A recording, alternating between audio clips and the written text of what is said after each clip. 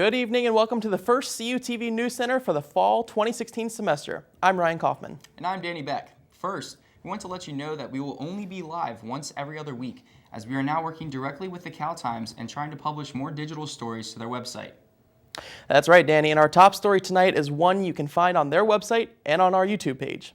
Happening right now at all 14 state system schools is a vote being conducted by ABSCOF, the union which represents the teachers and coaches, on whether they should conduct a strike authorization vote in the coming weeks. I sat down with the faculty union spokesperson, Dr. Rick Cummings, to find out more on the important issue and how that directly affects the CalU community. It means a lot of confusion and uncertainty. And that's partly the reason that we do this too, because it causes everybody's lives to go into chaos. It means our class is going to be held. That's still to be determined. When faculty walk off, our intent would be that they not be held.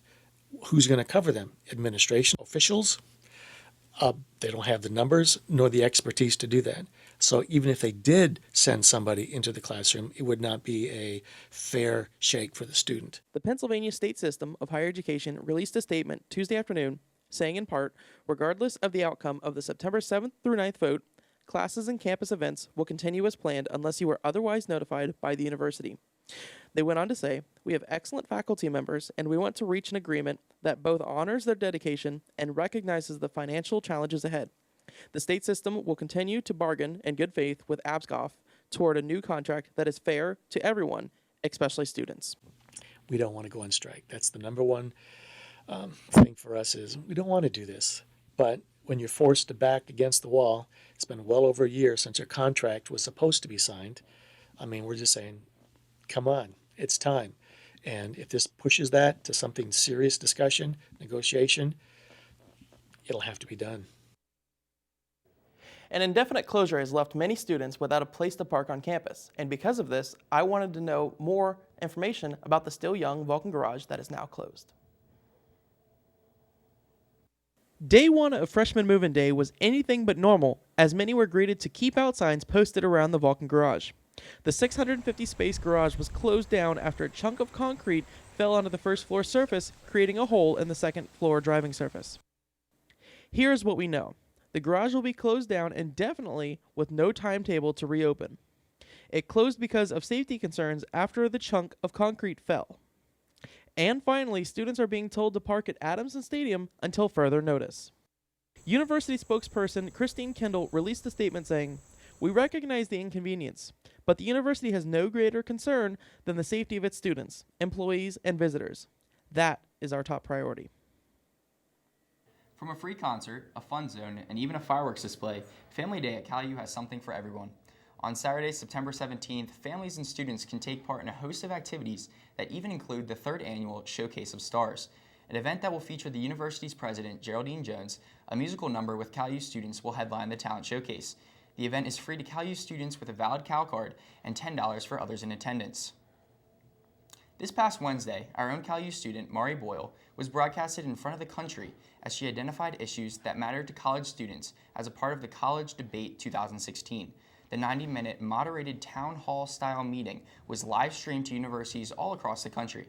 This will be the second time that Mari Boyle represented our university at one of these events, as this past summer she joined 150 other delegates from all 50 states at Dominican University of California, where they discussed ideas and prepared for the college convention. Congratulations to Mari, and stay tuned to CUTV for more coverage of the upcoming election this fall. The CalU Veterans Club hosted a televised forum on September 7th in collaboration with the Iraq and Afghanistan Veterans of America.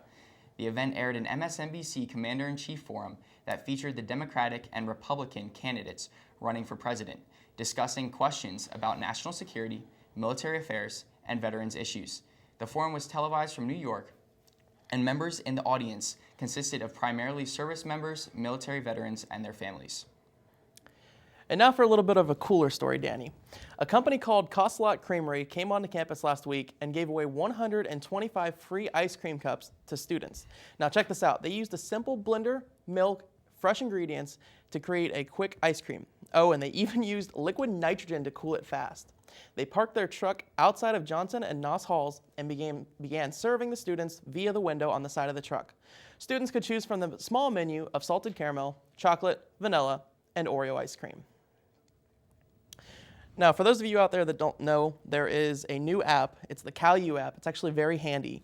I know I have it. Do you have it? I do have it, Okay. indeed. I do. I think that was useful.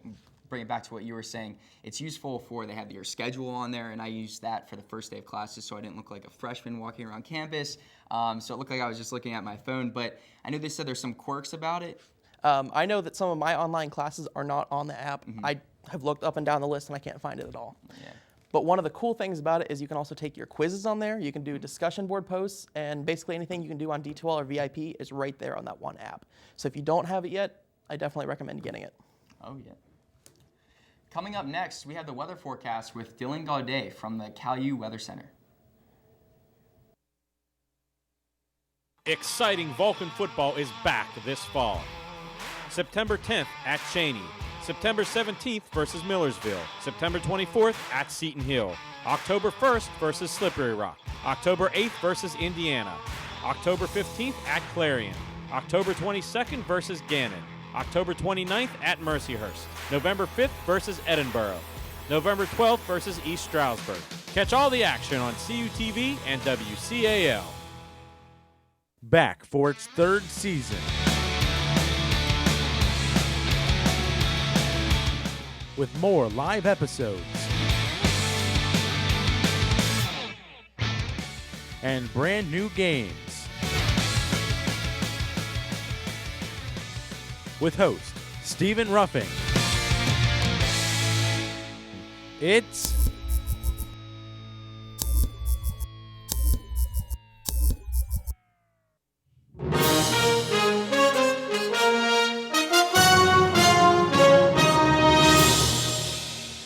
Welcome back to CUTV Newscenter, and right about now is where we'd normally have a video from the CalU Weather Center giving you guys your forecast for the week, but unfortunately technology decided to not work on our first week, so instead we brought Dylan Gaudet here to the studio.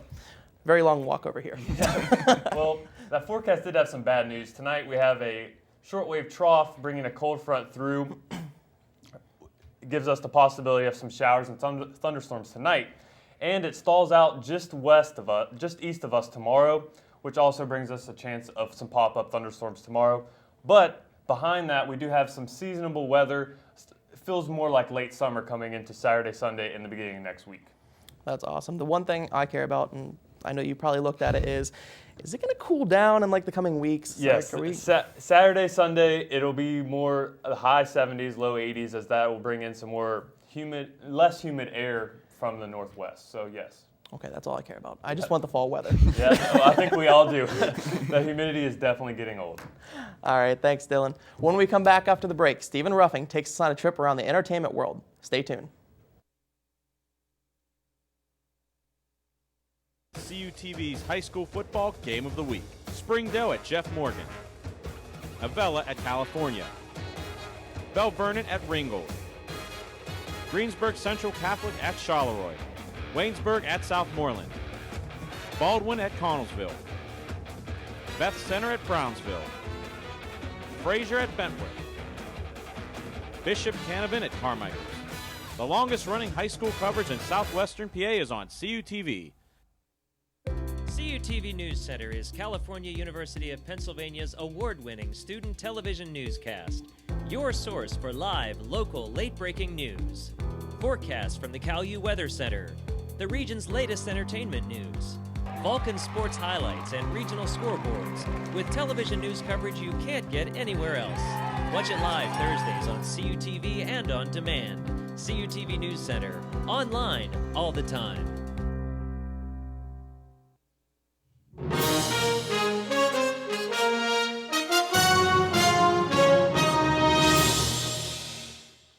Welcome back to CUTV News Center. I'm Stephen Ruffing with your entertainment report. 2016 has been filled with tragic deaths in the entertainment community. Notable names like singer-songwriter David Bowie, actor Alan Rickman, legendary boxer Muhammad Ali, actress Doris Roberts, music legend Prince. The list goes on, and adding to the tragic list was actor Gene Wilder. Last week, on Monday, August 29th, we lost the beloved actor to complications from Alzheimer's at the age of 83. I got the chance to learn more about Wilder's early days and his iconic role as Willy Wonka. Jerome Silberman, or better known as Gene Wilder, was born on June 11th, 1933. Wilder quickly became interested in acting at 8 years old when he was told by the doctors to make his mother laugh while she was being treated for rheumatic fever. 3 years later, when Wilder was 11, his sister was studying acting and he became very intrigued with the experience. Wilder then asked his sister's teacher if he could also be her student. She told young Gene if he was still interested when he turned 13, then he would be eligible to join her class. The day after Wilder turned 13, he immediately called the acting teacher. Those were the early years. Fast forward to 1971. Gene Wilder auditions for the role of Willy Wonka for Mel Stewart's film adaptation of Charlie and the Chocolate Factory. Only reciting a few lines for the director was all Gene Wilder needed to land the iconic role that we all know and love. Along with his role as Willy Wonka, he is also known for his roles as Jim the Waco Kid from Blazing Saddles, Dr. Frankenstein from Young Frankenstein, and Dave Lyons from See No Evil, Hear No Evil. Although Gene Wilder is gone, he will live on forever through these iconic characters.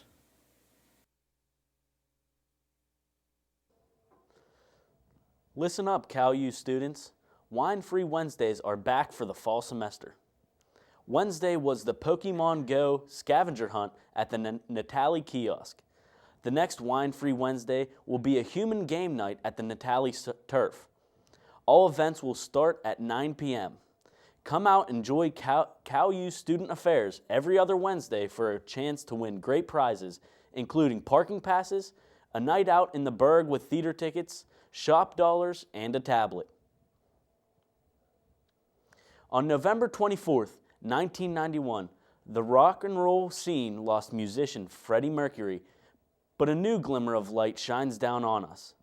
On September 5th, 2016, the day of Freddie Mercury's 70th birthday, an asteroid was named after the rock and roll icon. The asteroid was first discovered in 1991, the same year Freddie Mercury passed away. The asteroid orbits the Sun on a path between Mars and Jupiter.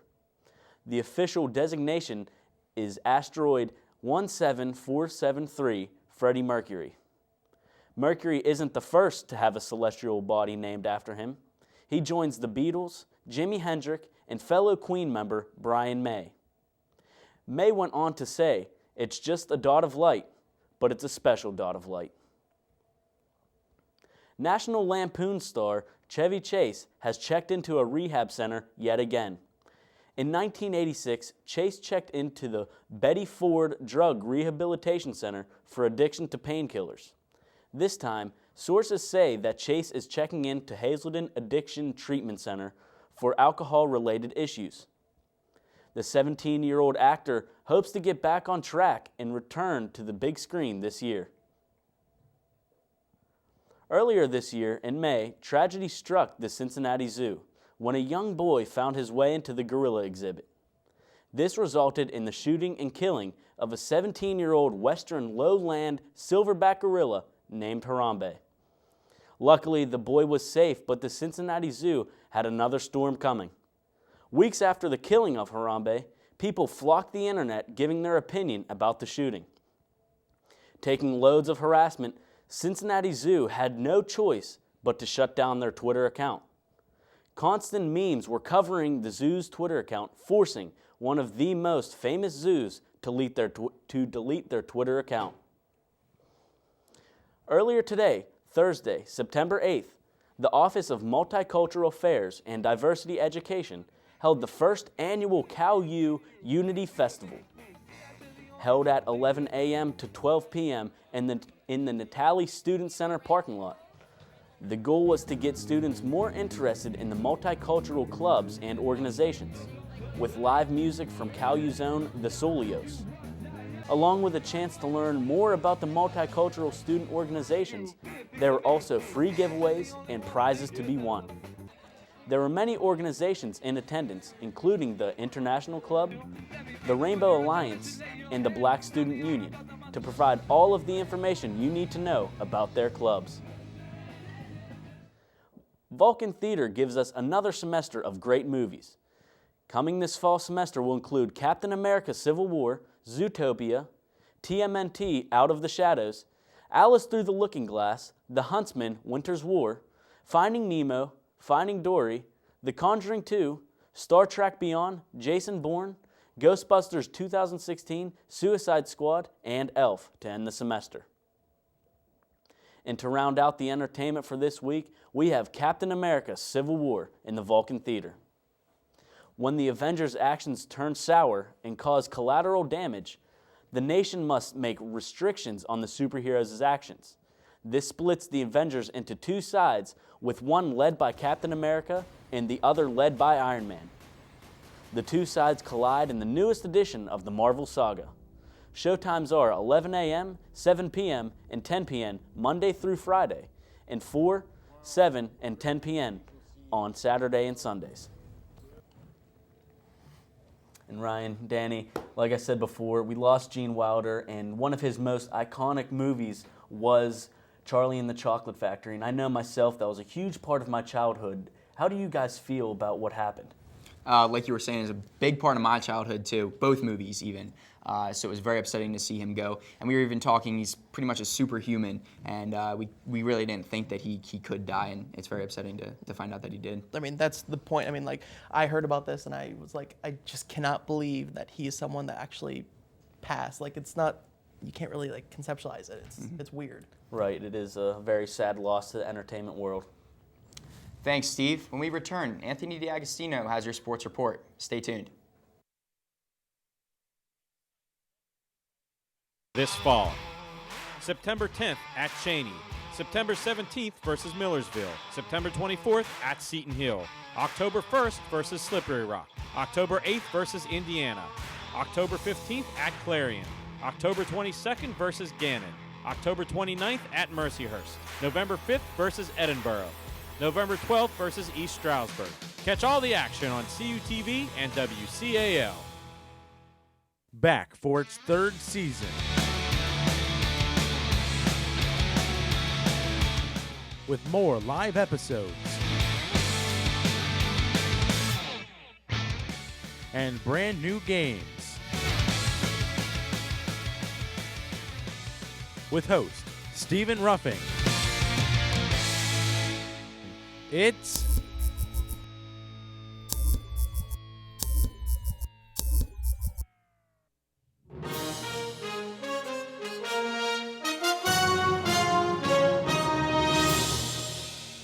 Welcome back to CUTV Newscenter. I'm Anthony D'Agostino with your sports report. The California women's soccer team took on Seton Hill at the Phillipsburg soccer facility just yesterday. Let's go to those highlights. And you see there California taking on Seton Hill in a women's soccer matchup. In the first half, still 0-0. Seton Hill trying to get a goal there, but just goes wide off the hands of Megan Jays. Probably California's best opportunity here, a corner kick, and is headed away there by Seton Hill's Jessica Neal. I think Seton Hill trying to attempt a score here with a beautiful pass, but an even better save there by Megan Jays for California. I think Seton Hill, once again, just a shot there, save there on Megan Jays with her hands. And Seton Hill will have one more shot here on these highlights. And you see here just a beautiful pass. Megan Jays comes out, tries to make the save, gets kicked in the stomach while making the save. She's hurt for a little bit, but she comes back and makes more saves as California and Seton Hill draw this one 0-0. So as you can see, it was a back and forth match all the way to the final whistle. and it was a battle of the goaltenders, and neither team would come away with a win. Goaltender Megan Jays for California saved 9 shots, and Seton Hill's Jessica Neal made 2 saves. With the draw, both Cal and Seton Hill moved to 1-1-1 in the conference. This Saturday, the California Vulcans play their first football game this 2016 season under the direction of new head coach Gary Dunn. The Vulcans return 3-star running backs in John Franklin III, Jimmy Wheeler, and Nick Grissom. They also get star receiver Gary Brown back for another season. On defense, California returns preseason second-team D2Football.com All-American Aaron Terry, as well as Jordan Bowman. The Vulcans take on PSAC East team Cheney this Saturday. Cheney is coming off a huge win against Lincoln in the Battle of the First last Thursday.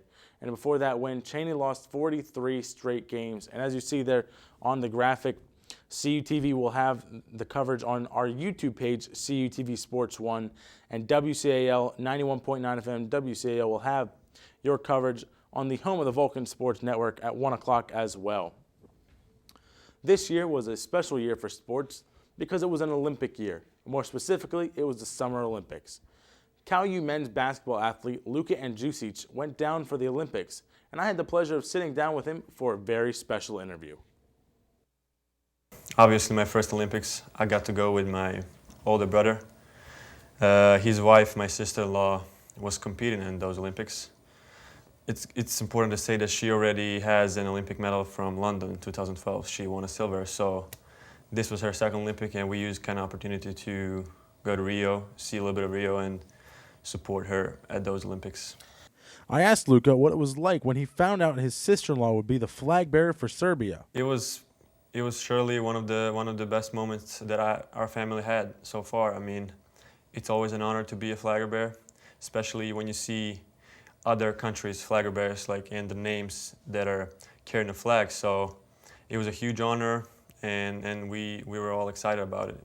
I also asked Luka if he was able to see other sports while at Rio. We watched a little bit of water polo because Serbia is really good at it. We won a gold. We watched women's basketball because we know we got friends over there. We were gonna go and watch some more sports, but like I said, it was really hard to get the tickets and all. So we used it free time to kind of be tourists in Rio. Lastly, I asked him what his favorite part of Rio was. My favorite part is that everything is like moving all the time for some reason. Like especially when it comes to sports, like there are track for running all over the city. There are like open door, outdoor weight rooms where people just freely come and work out. So it was just I was amazed to see that all the people actually working out and like doing stuff. And also the way they live, it's really, like, I wasn't amazed, but it was just really interesting to see their culture. Check out CUTV Newscenter on YouTube. It should be uploaded next week. Due to news being a bi-weekly event, here's a preview of next week's sports events. The men's soccer team plays 2 home games next week, Tuesday, September 13th at 7 p.m. against Slippery Rock, and Saturday, September 17th against Westchester. The women's soccer team plays Tuesday, the 13th at 3:30 against Slippery Rock, and Saturday, the 17th at 4:30 against Westchester. Starting today, September 8th, the Cal U women's volleyball team hosts the Vulcan Invitational, and that tournament goes until September 10th. For today, there is a Red Out night, and free t-shirts will be given out. The Vulcan football team takes on Millersville on the 17th for Family Day at Cal U. And now it's time for the Vulcan Hammer Award. For this week's Vulcan Hammer Award, I've selected Vulcan's women's golf athlete, Carla Maestra. Maestra registered a personal best with a 1 under 70 in the opening round and led the field by totaling 7 birdies over the 2-day event. Maestra was one of 4 Vulcans to finish among the top 10 on the leaderboard. With this performance, she was named PSAC Athlete of the Week. Maestra has been named the PSAC Golfer of the Year in each of the past 3 seasons, a feat only accomplished by 2 men's golfers in the league history. And guys, NFL, the National Football League, starts today, and Carolina Panthers are taking on the Denver Broncos in Denver in a Super Bowl rematch, and Carolina is going to want to win this one because they didn't win the Super Bowl, and everyone thought they should. Yeah, and I'm hoping that Carolina wins this too because Cam Newton is my fantasy quarterback, and I am just extremely excited for this season. I know a bunch of my players are normally starting this Sunday, but we'll get a good chance to see how my team's going to do by playing tonight. Do you have a fantasy team, Ryan? I do not. I literally have no stake in this game. I do not NFL. I only college football, so I can't wait to start bantering about that eventually. College football has started, and if NFL wasn't starting, that would be one of the things we talked about because college football had a huge week last week, opening week. The Texas Notre Dame game. Don't even get me started. NFL for me, not only this game, I love the Carolina Panthers and Cam Newton.